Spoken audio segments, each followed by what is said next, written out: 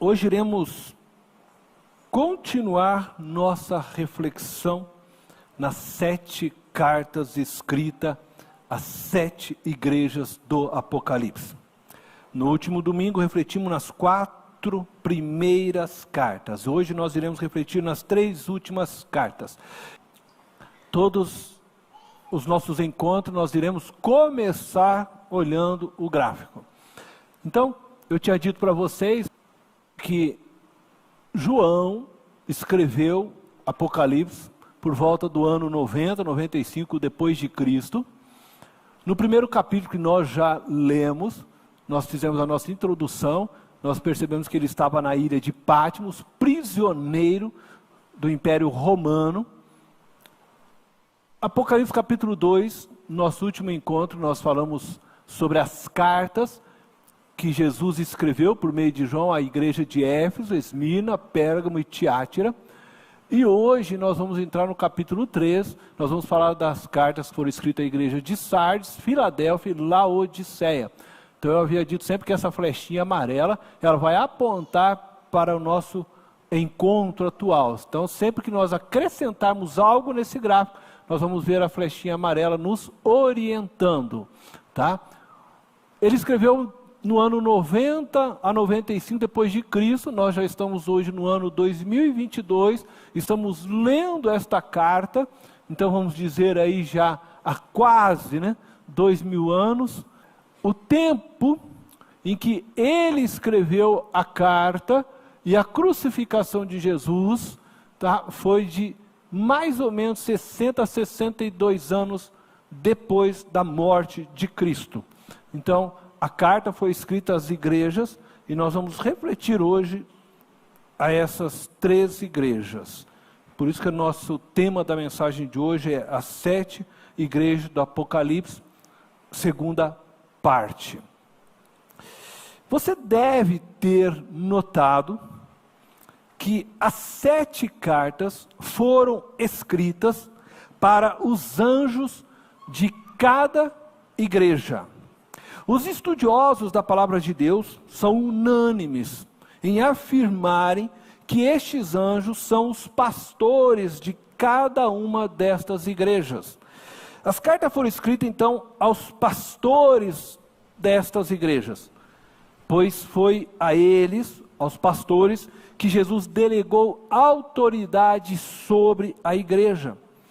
Elas não foram escritas, por exemplo, para as assembleias das igrejas, para a comunidade de irmãos, porque Jesus não delegou poder às assembleias das igrejas, mas aos pastores das igrejas. São os pastores que respondem diante de Jesus pela igreja, e são eles, segundo o próprio texto de Hebreus também, que estarão respondendo a Jesus a respeito da espiritualidade da igreja.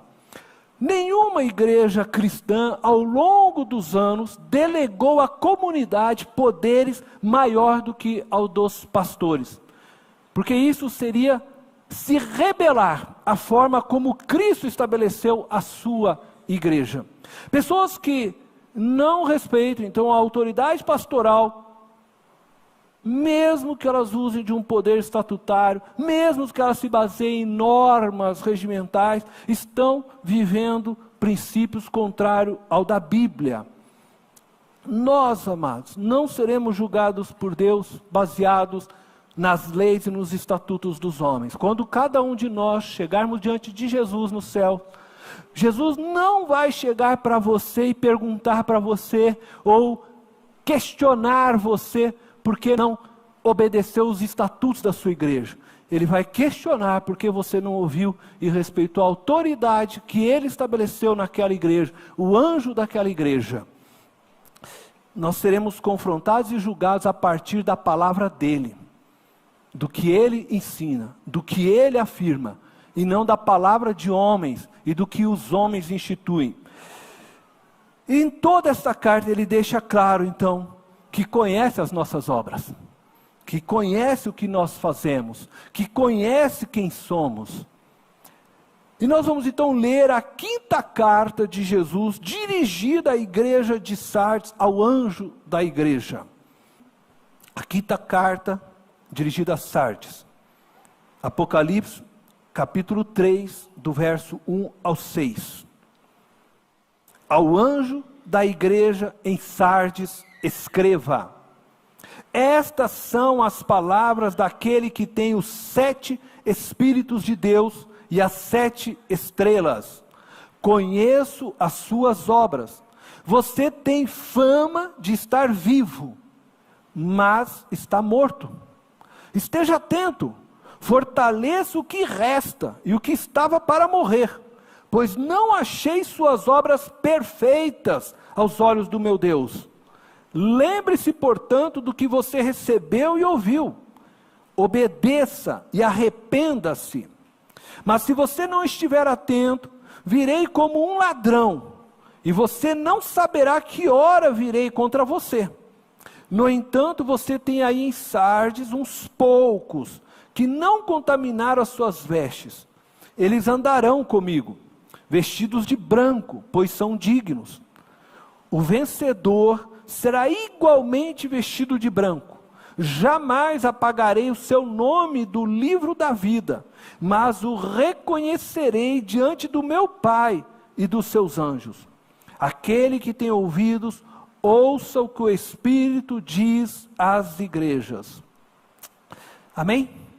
Dessa carta eu quero destacar a afirmação do primeiro verso. Conheço as suas obras.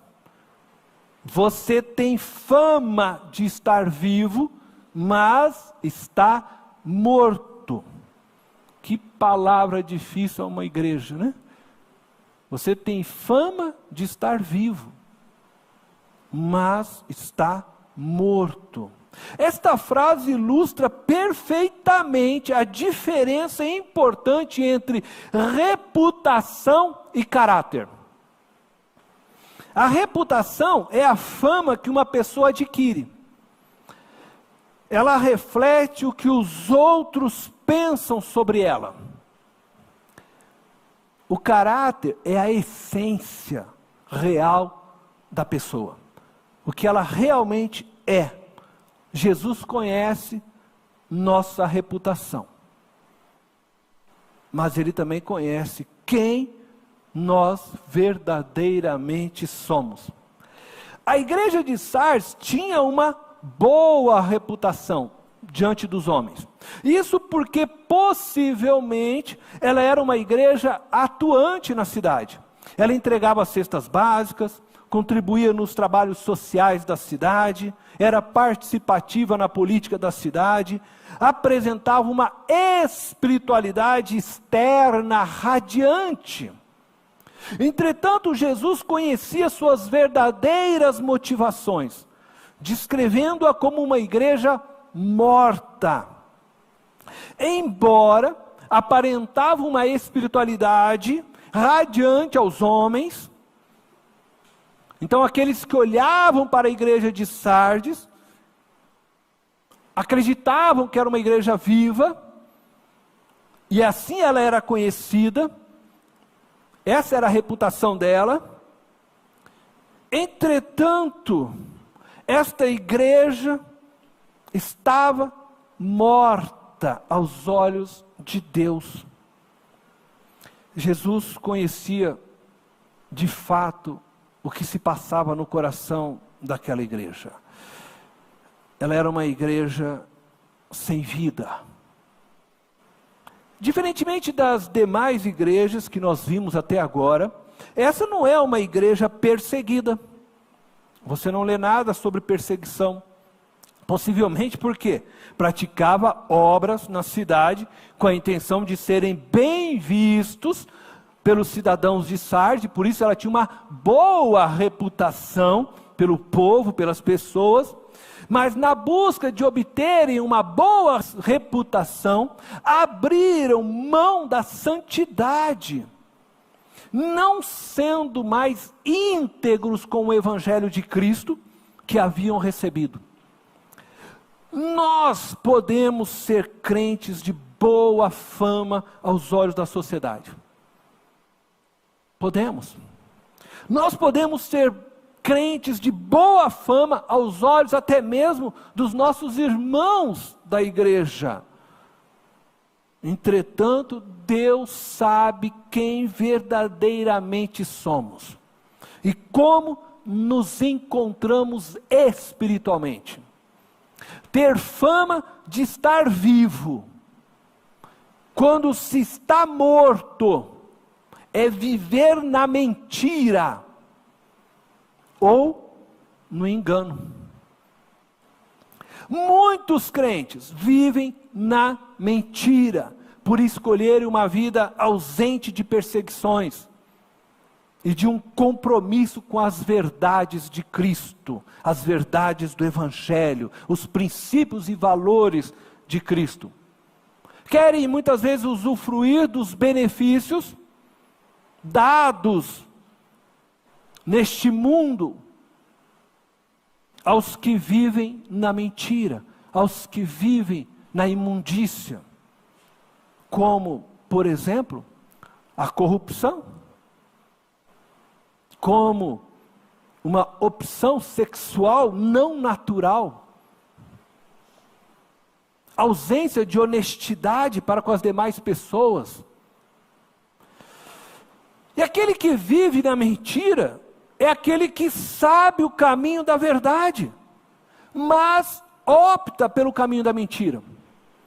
Contudo, ele mente antes de qualquer coisa para si mesmo, dizendo à sua consciência que está vivo. Isto é, ele opta em desobedecer a palavra de Deus para que ele possa usufruir do que o mundo oferece, e ele faz isso consciente, porque o mentiroso é aquele que conhece a verdade, mas opta pela mentira, e ainda assim fica dizendo a si mesmo que ele está vivo, isto é, que ele é um cristão autêntico, e ele faz então com que os outros acreditem nisso, então ele vive de reputação, sempre aparentando ser o que ele de fato não é. Há pessoas que vivem dessa forma, mentindo aos outros, mentindo com relação ao seu casamento. Entra na igreja, sempre de mãos dadas, o casamento parece a coisa mais bela e linda, mas quando chega em casa um taca o prato no outro. Mentem com relação aos filhos. Mentem muitas vezes com relação à sua situação financeira. Mentem por vergonha. Mentem talvez por medo de serem julgadas. Mas quando fazem isso, acabam se destruindo ainda mais, por não buscarem ajuda daqueles que estão com as mãos estendidas para ajudar. A verdade, ela pode num primeiro momento destruir a fama que havia sido construída ao longo dos anos. A verdade pode sim destruir a fama que você construiu ao longo dos anos. Mas entenda uma coisa, a verdade ajudará você a construir uma espiritualidade sadia e salvadora.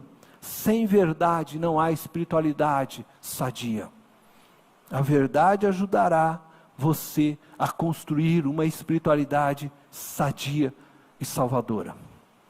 Outros crentes vivem no engano. Viver no engano é diferente de viver na mentira. Aqueles que vivem no engano pensam que estão vivos, mas estão mortos. A diferença é de que estes que estão no engano estão por falta de conhecimento da verdade. Não é porque eles optaram em abandonar a verdade e viver uma mentira, mas é simplesmente pela realidade de não conhecer a verdade. E então eles abraçam a mentira que é entregue a eles. Eles abraçam aquilo que eles estão dizendo e acabam vivendo no engano e caminhando na morte, por não conhecerem a verdade. Agora eu vou dizer algo.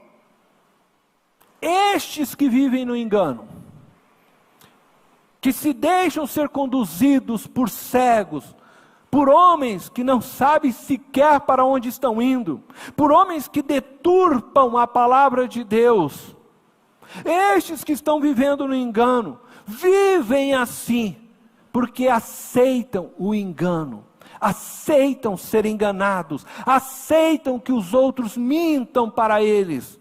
São pessoas que, apesar de terem nas mãos a palavra de Deus, a Bíblia, eles não buscam se aprofundar na verdade escrita na Bíblia. Eles não buscam conhecer profundamente a palavra de Deus. E acabam aceitando tudo aquilo que se diz para ela. E ela mesma vive no engano, por falta de vontade de se aprofundar na palavra de Deus. Ela se acomoda naquele status, né? Aquilo que me dão, eu como. Se estão me dando papinha, eu vou comendo a papinha. Eu vou comendo. Se um dia me derem, né, um feijão mais grosso, eu como. Falta iniciativa de buscar esse feijão mais grosso, um alimento mais sólido, puro, santo. Então elas também são culpadas por aceitarem viver no engano. E eu quero dizer algo: se você tem optado em viver na mentira, você precisa crescer. Abandone a mentira. Não minta para você mesmo. Não minta para as pessoas. Não minta para Deus. Pois Ele te conhece e sabe quem você é. Ah, mas eu tenho uma boa reputação. Mas não adianta aos olhos de Deus uma boa reputação. Não adianta aparentar vida se você está morto. Arrependa-se e viva em obediência à palavra de Deus. Não busque reconhecimento espiritual dos homens, mas busque o reconhecimento de Deus. Você será colocado frente a frente com Ele, e vai ter que responder com Ele, e vai responder pautado na sua palavra, na Bíblia. Então, se aprofunde na Bíblia, abrace as verdades deste livro, para que você possa se apresentar diante de Deus em santidade, em verdade, porque Ele é a verdade, e toda mentira vai cair por terra diante dEle. Se você tem vivido no engano, então eu vou dizer a você, você também precisa crescer. Abandone o engano, pois só permanece no engano quem aceita ser enganado. Somente aqueles que não querem conhecer a verdade, que não buscam conhecê-la, aqueles que querem sabedoria, a Bíblia diz: peça que o Senhor dá de graça.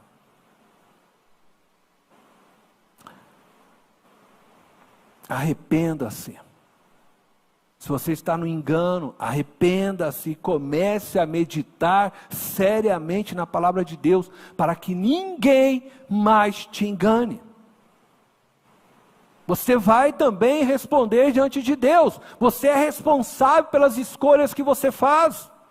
Portanto, cresça, tome a direção de sua vida, pare de viver na dependência de pastores e de igrejas. Cresça e se torne maduro para tomar suas decisões baseadas na palavra de Deus e não na palavra de homens. Pastores existem para ajudá-los a crescer,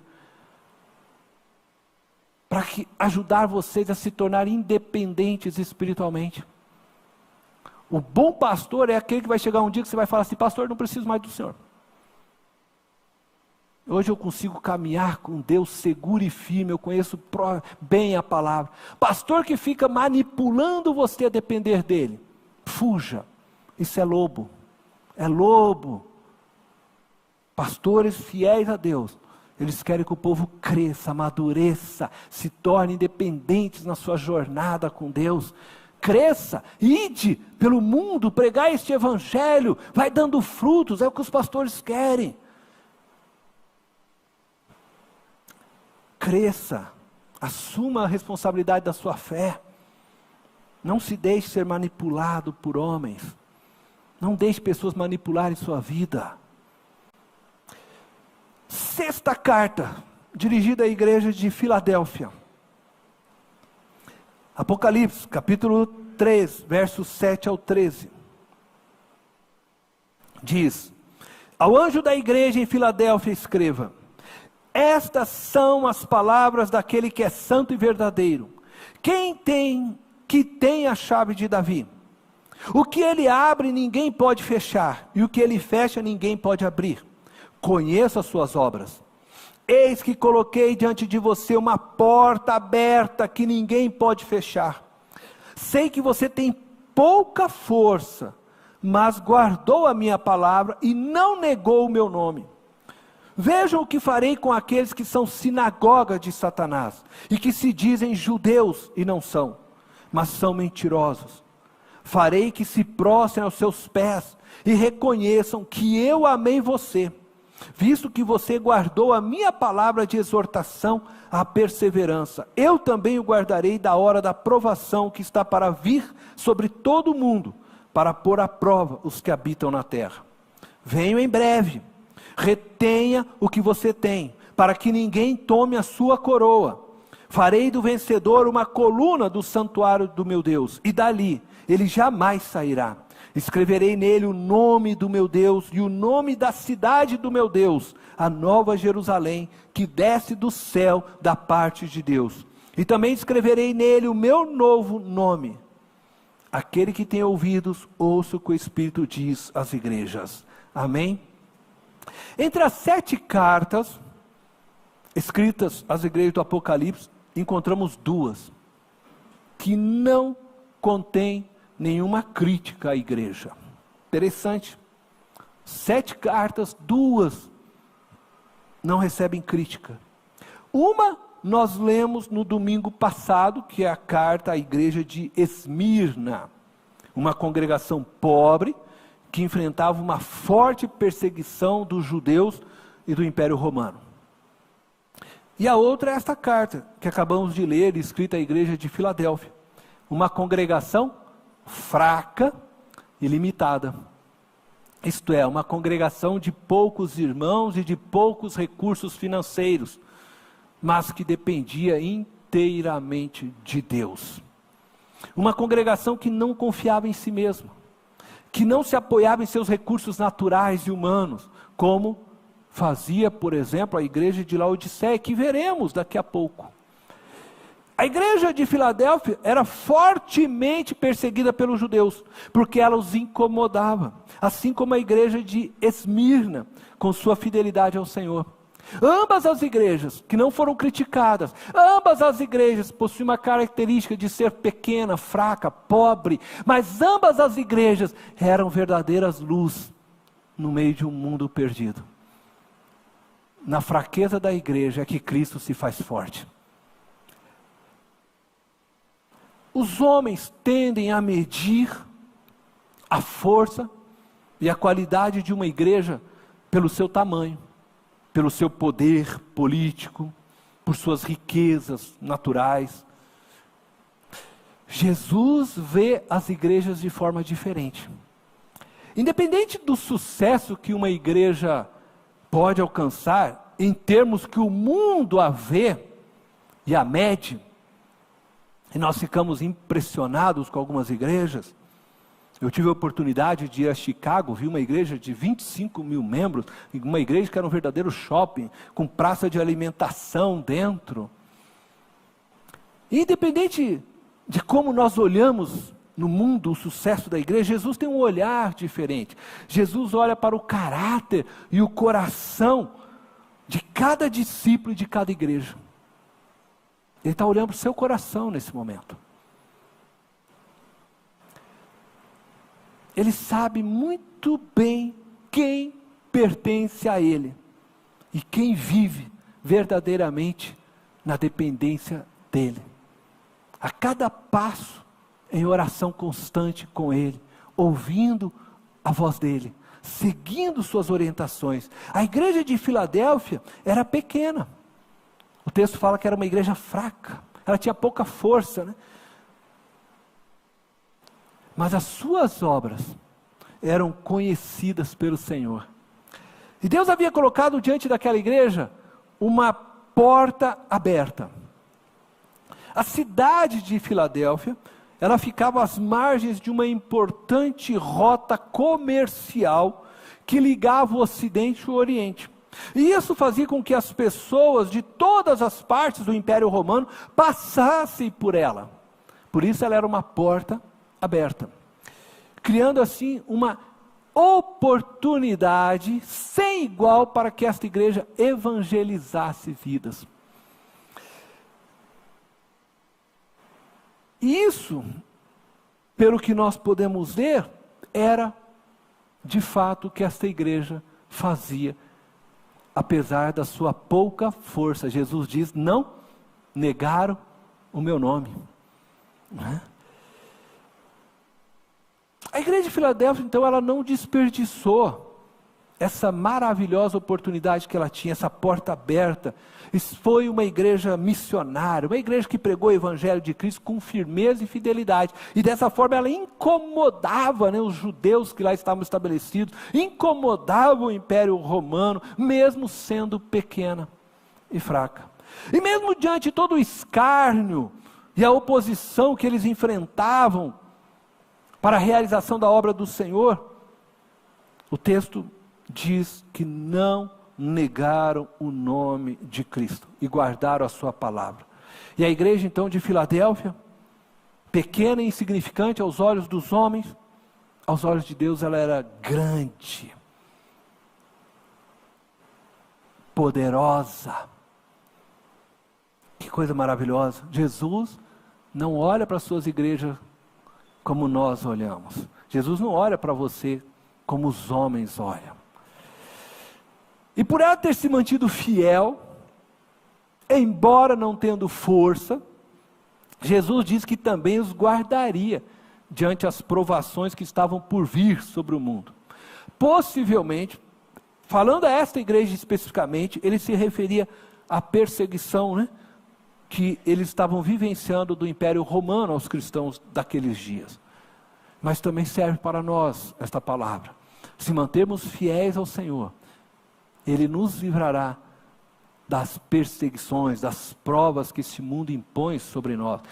Ah, pastor, não serei atribulado? Não, não é disso que se trata. Mas Ele fará você vencer. Você poderá sofrer, mas terminará vitorioso.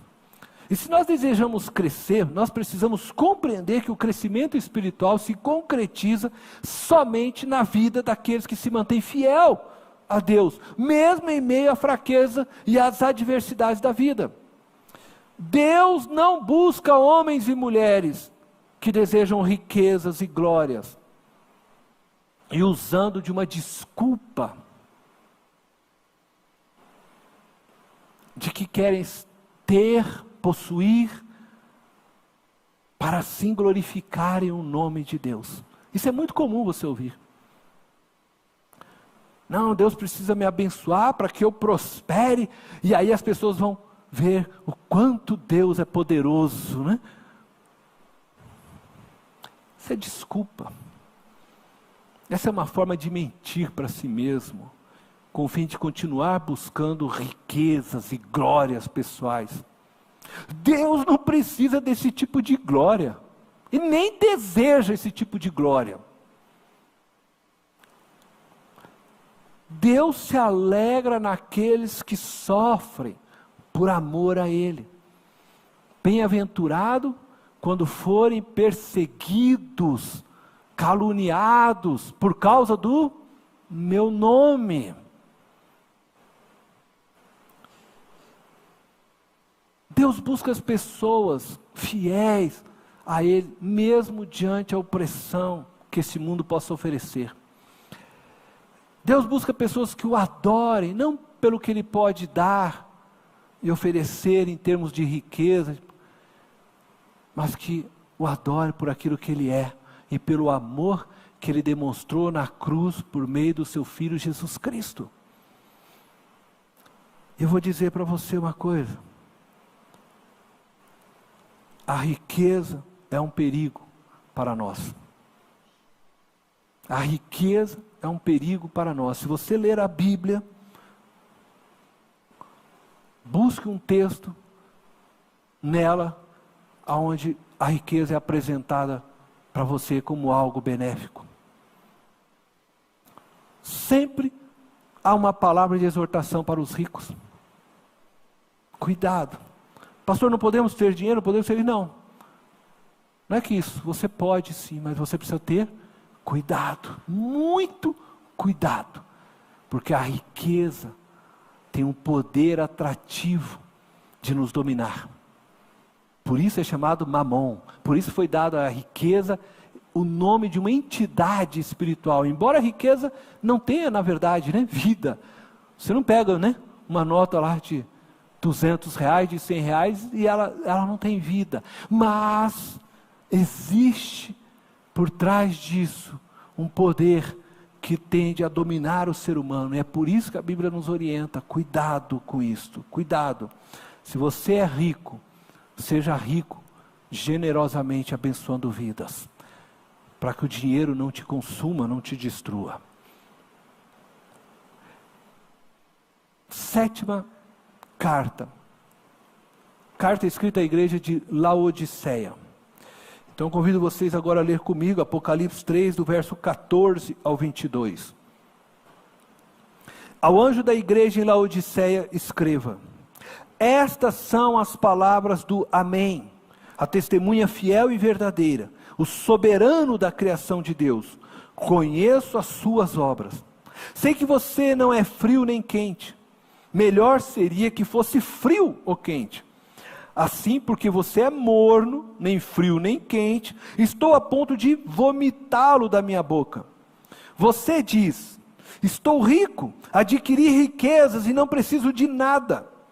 Não reconhece, porém, que és miserável, digno de compaixão, pobre, cego e que está nu. Dou-lhe este conselho: compre de mim ouro refinado no fogo, e você se tornará rico. Compre roupas brancas, e vista-se para cobrir a sua vergonhosa nudez. E compre colírio para ungir os seus olhos e poder enxergar. Repreendo e disciplino aqueles que eu amo. Por isso, seja diligente e arrependa-se. Eis que estou à porta e bato. Se alguém ouvir a minha voz e abrir a porta, entrarei e cearei com ele e ele comigo. Ao vencedor, darei o direito de sentar-se comigo em meu trono, assim como eu também venci, e sentei-me com meu Pai em seu trono. Aquele que tem ouvidos, ouça o que o Espírito diz às igrejas. Amém? A igreja de Laodiceia era uma igreja rica, cujos seus membros tinham orgulho de sua riqueza. A igreja era um reflexo da cultura da cidade de Laodiceia. Laodiceia era uma cidade rica e ela possuía orgulho de sua prosperidade. Uma cidade autossuficiente. Uma cidade, inclusive, que ajudou, depois de um terremoto que houve naqueles dias, a reconstruir outras cidades. Muitos teólogos dizem que Laodiceia representa a igreja de nossa era. Logicamente, não se referem a cada igreja individualmente, mas de uma forma geral, global. As igrejas cristãs atuais vivem um tempo de prosperidade. Acredito que a igreja de Laodiceia representa sim muito bem várias de nossas igrejas de São Paulo. Nossa cidade é uma cidade rica e nós de Itapevi fazemos parte desta grande São Paulo. E aqui eu me dirijo a toda esta grande São Paulo. O Brasil inteiro tem São Paulo como referência de tudo. Seja na área da medicina, da indústria, informática, robótica, e até mesmo religiosa. Aqui em São Paulo acontecem os maiores eventos acadêmicos os maiores eventos automobilísticos, os maiores eventos comerciais, religiosos e muitos outros. Entretanto, em meio a toda a riqueza de São Paulo, nós assistimos seres humanos sendo consumidos pelo sistema demoníaco que opera na cidade. A Cracolândia talvez seja o maior símbolo deste poder demoníaco que opera na cidade. Mas a Cracolândia é resultado de um sistema social inteiramente endemonizado. Um sistema onde os pobres são oprimidos pela classe rica. A opressão, ela ocorre desde, por exemplo, nos baixos salários pagos pelas grandes empresas. Ela ocorre através de um transporte público negligente com o ser humano que dele depende. Transportado muitas vezes, né? De uma forma desumana. De uma política social e econômica que visa o favorecimento dos ricos e que discriminam as pessoas pela sua cor e por suas vestes. Em São Paulo, muitas pessoas estrangeiras chegam em busca de trabalho, e muitas são empregadas e feitas de escravas, praticamente, em muitos lugares de esquinas dessas cidades que nós desconhecemos, onde empresas as mantêm refém para poder venderem suas bolsas, suas roupas de alto padrão e ganharem dinheiro. A questão é, e nós? Como que nós nos portamos em meio a tudo isso? Nós somos igreja de São Paulo, e grande de São Paulo, nós somos igreja em Itapevi. Nós somos uma igreja de Laodiceia? A igreja de Laodiceia é a igreja que não se misturava com as pessoas. Somos nós, crentes, que não se misturam com os pobres? Que não entram nas comunidades? Somos crentes que terceirizam o amor? Acreditamos que ao entregarmos nossos dízimos e as nossas ofertas na igreja, estamos participando então do projeto de extensão do reino de Deus e nos damos como satisfeitos. Ontem, por exemplo, nós estivemos, como já foi aqui dito, numa casa de recuperação, pessoas que estão em busca da libertação das drogas. Quantas vezes você já foi numa casa de recuperação como essa? Quantas vezes você já ouviu alguém drogado contar a história dele para você? Quantas vezes você já foi talvez num albergue? Quantas vezes você já foi num asilo? Ou quantas vezes você saiu talvez em direção aqui aos pobres da nossa cidade de Itapevi, quem sabe, que ficam jogados nas ruas? Que tipo de crente nós somos? Que igreja que nós somos? E é por isso que nós queremos sim nos envolver com a Casa de Recuperação, nós queremos nos envolver com outros projetos sociais, mas nós não queremos se envolver simplesmente você vir aqui e depositar a sua oferta missionária, a sua oferta para ação social, e aí a Priscila, o Rogério, o Álvaro, é o departamento lá de missões, eles vão lá e fazem missões, glória a Deus pela vida deles que fizeram, e você continua sentado na sua casa assistindo a TV Cabo, a Sky, e não se envolve com a dor do teu próximo? Nós não queremos ser essa igreja. Essa é a igreja de Laodiceia. Essa é a igreja rica que tem por aí. Você vai lá, as pessoas ofertam lá, Os pastores recolhem, depois eles vão apresentar um slide, como nós fizemos aqui, e olha, gente, que maravilha que nós fizemos, mas quem que é nós que fizemos? 10 pessoas da igreja que fez, os outros tudo não, mas nós mandamos dinheiro. E você acha que Jesus ensina isso? O modelo de Jesus era o modelo de quem andava no meio do povo. Nós somos discípulos de Jesus. Jesus andava no meio do povo, nos becos das ruas. Então nós precisamos entender este evangelho, porque a igreja de Laodiceia está sendo criticada por isso. Eles confiavam nas suas boas obras, eles tinham dinheiro, eles tinham telão nas suas igrejas, eles tinham muitas bandas para tocarem, eles ceavam na igreja, sentavam na mesa, entre eles todos bem vestidos, todos cheirosos, mas Jesus está do lado de fora da igreja. Porque Jesus sempre esteve do lado de fora da igreja. Que coisa doida.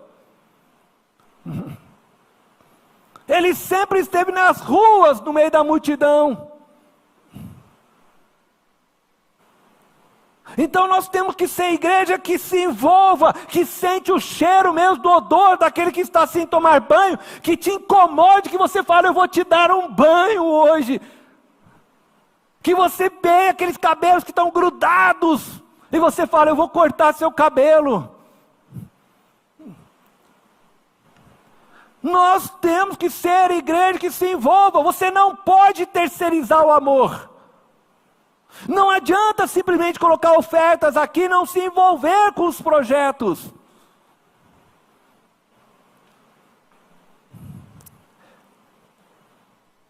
Eles tinham orgulho da espiritualidade deles.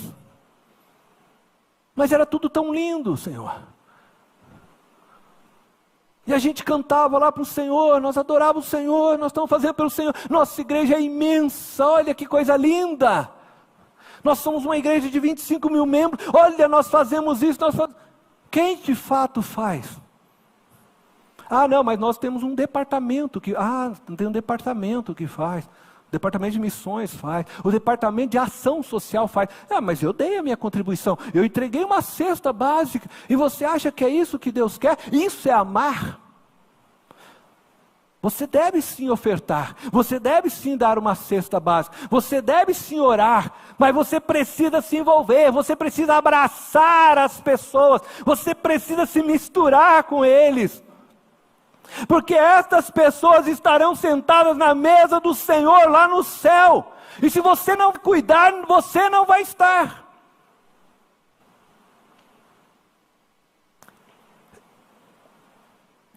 O Senhor Jesus faz uma denúncia para esta igreja. Uma igreja que é morna.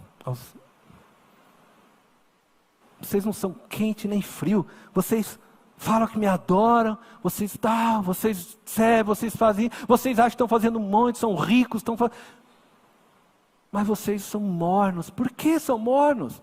Nós precisamos entender isso, por que são mornos? Qual é o problema desta igreja? Uma igreja que teologicamente era saudável. Jesus não criticou a teologia desta igreja, como ele já havia falado. Jesus não criticou eles de não fazerem obras como outras que ele havia falado. Não, mas ele criticou a espiritualidade da igreja. Não foi uma crítica às doutrinas, também não. Mas vocês são mornos. Uma mornidão espiritual. Uma apatia, uma aridez em relação ao mundo que a cercava. Não eram perseguidos, não tinha problema com ninguém. Isso demonstra que a espiritualidade deles não produzia marcas na comunidade. Não existe espiritualidade saudável quando não existe envolvimento com a miséria social, econômica, política e religiosa que nos envolve. Não existe espiritualidade se você não se envolver com a miséria em que as pessoas se encontram, seja ela social, econômica, política e religiosa. Não existe como nos envolvermos com o ser humano sem nos envolvermos com essas coisas, porque são elas que formatam o ser humano.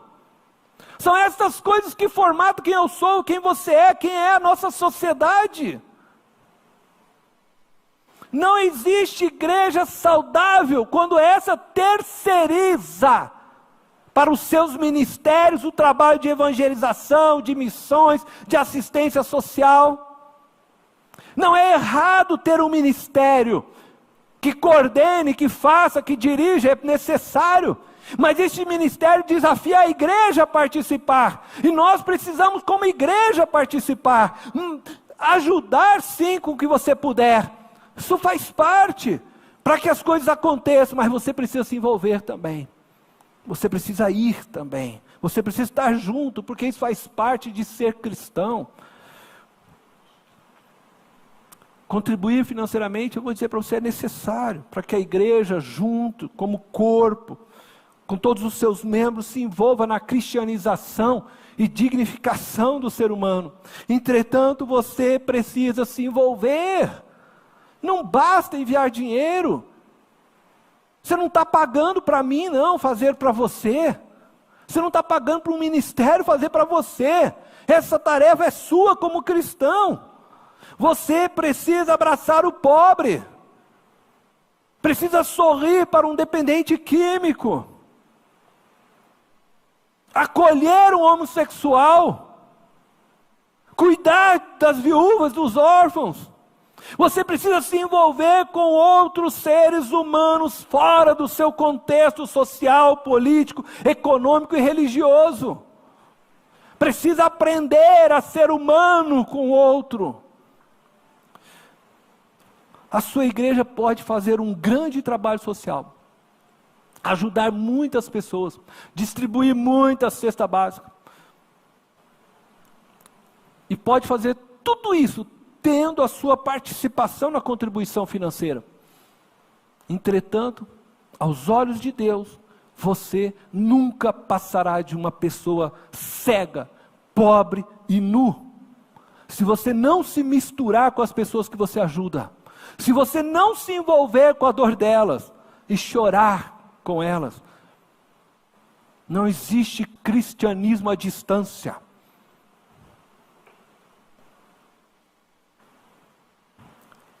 Não seja um crente morno. Crescer exige arrependimento. Arrependa-se e compre de Cristo colírios para os seus olhos, para que possa ver, para que toda cegueira espiritual possa cair por terra. Também compre o ouro refinado dele, pois a verdadeira riqueza se encontra em Cristo e não no que este mundo possa te oferecer.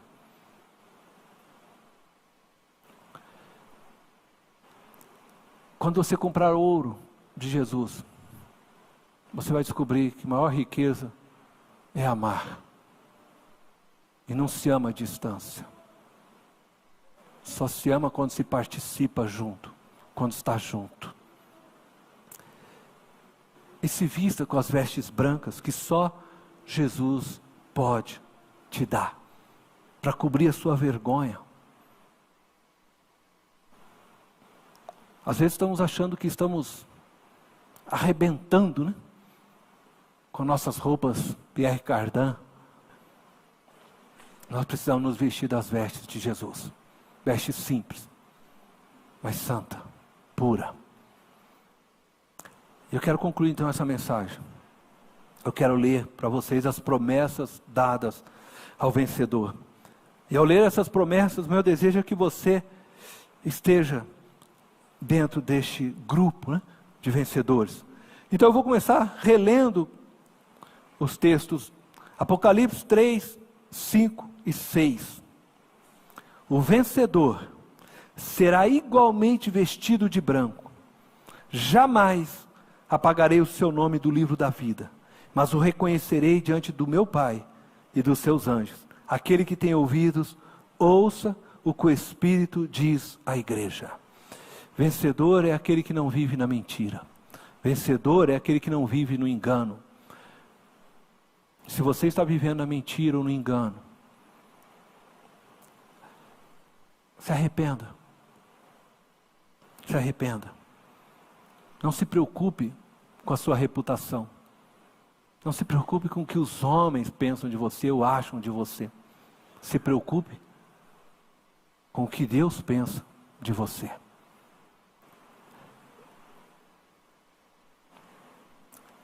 Apocalipse 3, verso 12, versículo 13 diz assim: farei do vencedor uma coluna no santuário do meu Deus, e dali ele jamais sairá. Escreverei nele o nome do meu Deus e o nome da cidade do meu Deus, a nova Jerusalém, que desce do céu da parte de Deus.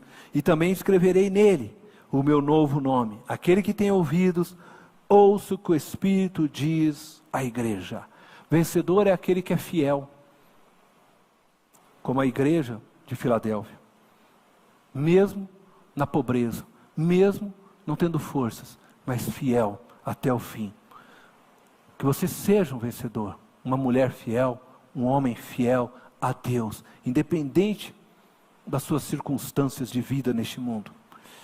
Se mantenha fiel, e você será uma coluna no santuário de Deus.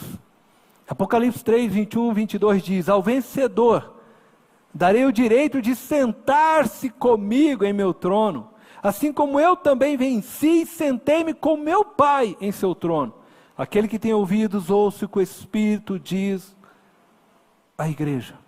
Vencedor é aquele que tem convidado os pobres para participar da sua mesa, os oprimidos. É aquele que tem dividido com eles o pão de cada dia. Quem você tem abraçado nessa vida? Aqueles que têm uma espiritualidade centrada no outro, estes serão vencedores. Não terceirize a obra, o amor de Cristo a outros. É como você pagar para alguém correr para você emagrecer. Eu quero convidar você a fechar os olhos.